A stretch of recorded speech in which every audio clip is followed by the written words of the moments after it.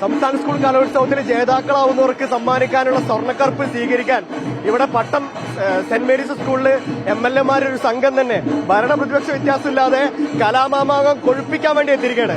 സന്തമല്ല, എങ്ങനെയാണ് തിരുവനന്തപുരത്തിന് ഇനി ആഘോഷത്തിന്റെ രാവും പകലല്ലേ? തീർച്ചയായിട്ടും ഇന്നിപ്പോ ട്രോഫിയുടെ സ്വീകരണമാണ് ഇവിടെ അറേഞ്ച് ചെയ്തിരിക്കുന്നത്. വലിയ ആഘോഷത്തോടു കൂടിയാണ് എല്ലാ സ്കൂളുകളിലും സ്വീകരണം നടന്നിരിക്കുന്നത്. അപ്പോ കുട്ടികളും വിദ്യാർത്ഥികളും നാട്ടുകാരും എല്ലാവരും ഈ ഒരു ഉത്സവമേളത്തിന്റെ ഭാഗമായി മാറുന്നു എന്നുള്ളതാണ്. ഇവിടെ ഏറ്റവും മനോഹരമായിട്ടുള്ള ഒരു സ്വീകരണമാണ് സെന്റ് മേരീസ് സ്കൂളിൽ ഒരുക്കിയിരിക്കുന്നത്. രാജോമല, ഇത് ഇപ്പോ കപ്പ് നമ്മള് കാസർഗോഡും തുടങ്ങിയതാ, കണ്ണൂരിലെ നിലവിൽ കപ്പ് തിരുവനന്തപുരത്ത് MLA ആയതുകൊണ്ട് തിരുവനന്തപുരത്തിന് തന്നെ കിട്ടണമെന്ന് ആഗ്രഹമുണ്ടോ? തിരുവനന്തപുരത്തെ ഏറ്റവും അവസാനത്തെ സ്കൂളുകളുടെ സ്വീകരണം നടക്കുന്നത് സെന്റ് മേരീസ് പട്ടം സ്കൂളിൽ വെച്ചാണ്. ഇത് കഴിഞ്ഞാൽ പിന്നെ പൊതു സ്വീകരണമാണ്.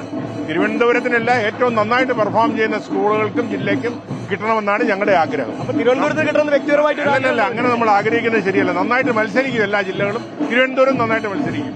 MLA കലാമാമാങ്കം അങ്ങോട്ട് കൊഴുപ്പിക്കണല്ലേ? തീർച്ചയായും ഒരു ഉത്സവ ലഹരിയിലാണ് തിരുവനന്തപുരം നഗരം. അതിന്റെ ഏറ്റവും ക്ലൈമാക്സിലാണ് ഇപ്പോൾ ഈ സ്വർണ്ണക്കപ്പ് എത്തുന്നത്. ഈ നഗരവും ഈ ഇവിടുത്തെ ജനങ്ങളും ഈ ഉത്സവത്തെ ഏറ്റെടുക്കാൻ ഒരുങ്ങിക്കഴിഞ്ഞിരിക്കുകയാണ്. ഭരണ പ്രതിപക്ഷ വ്യത്യാസമൊന്നുമില്ല, കലാമാമാങ്കം കൊഴുപ്പിക്കാന്ന് ഒരൊറ്റ ലക്ഷ്യമാണ്. കുട്ടികളുടെ കാര്യത്തിൽ ഒരു വ്യത്യാസവുമില്ല. കടകംപള്ളി MLA എവിടെ ഉണ്ട്? നമ്മൾ രാവിലെ ഭക്ഷണപ്പുരയിൽ വെച്ച് കണ്ടതാണ്. പാചകപ്പുര കൊഴുപ്പിക്കാനാണ് ഉദ്ദേശം. പാചകപ്പുര അതിന്റേതായിട്ടുള്ള എല്ലാ പ്രവർത്തനങ്ങളും പൂർത്തീകരിച്ചിട്ടുണ്ട്. നമ്മുടെ കേരളത്തിലെ ഏറ്റവും വലിയ സ്കൂളാണ് ഈ സ്കൂൾ. ഏറ്റവും കൂടുതൽ കുട്ടികൾ പഠിക്കുന്ന വിദ്യാലയമാണ്. ഈ വിദ്യാലയത്തിൽ സ്വർണ്ണക്കപ്പിന് കൊടുക്കുന്ന ഒരു സ്വീകരണമുണ്ട്. അത് കാണാൻ വേണ്ടി വന്നതാണ്. സ്വർണ്ണക്കപ്പിനൊപ്പം എല്ലാവരും തിരുവനന്തപുരം കാത്തിരിക്കുകയാണ്. ഇവിടെ വന്നാലും തിരിച്ചു വിടില്ലാന്നുണ്ടോ? തിരുവനന്തപുരം അത് വെറും ഒരു എന്താ പറയാ, തിരുവനന്തപുരത്തിനോടുള്ളൊരു സ്നേഹം മാത്രമല്ല, തിരുവനന്തപുരം എപ്പോഴും അങ്ങനെയാണ്. ഇപ്രാവശ്യം സ്വർണ്ണക്കപ്പ് തിരുവനന്തപുരം തന്നെ കൊണ്ടുപോകും. അപ്പൊ തിരുവനന്തപുരം നേടുന്ന കടകംപള്ളി MLA ഓർമ്മിച്ചു. ഉറപ്പാണ്. പട്ടം സെന്റ് മേരീസ് അപ്പോ ഭയങ്കര ഉഷാറിലാണ്. ഈ വലിയ ആരവം നിര കാണാത്ത ബാക്ക്, ഏറ്റവും ബാക്കിൽ അറ്റത്ത് വരെ കുട്ടികൾ നിരന്നൊക്കെയാണ്. വലിയ ആവേശത്തിലുള്ളവര്. വലിയ സന്തോഷം. എല്ലാ വഴികളും തിരുവനന്തപുരത്തേക്ക്.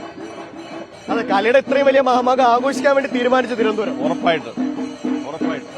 വളരെ ആവേശത്തിലല്ലേ നഗരവും ചുറ്റുപാടും എല്ലാം. തിരുവനന്തപുരം വലിയ ആഘോഷം. ഇന്ന് തന്നെ റെയിൽവേ സ്റ്റേഷനില് എന്തൊരു ഉജ്ജ്വലമായ സ്വീകരണമായിരുന്നു. മേളക്കൊഴുപ്പ്, താളക്കൊഴുപ്പ്, ചെണ്ടമേളം എല്ലാം വെച്ച് സ്വീകരിച്ചില്ല. ഇനിയിപ്പോ ഓരോ ജില്ലകൾ എത്തുന്തോറും അത് കൂടിക്കൊണ്ടിരിക്കും. വരുന്നതിനനുസരിച്ച് എല്ലാവരും 24 മണിക്കൂറും സ്വീകരിക്കും.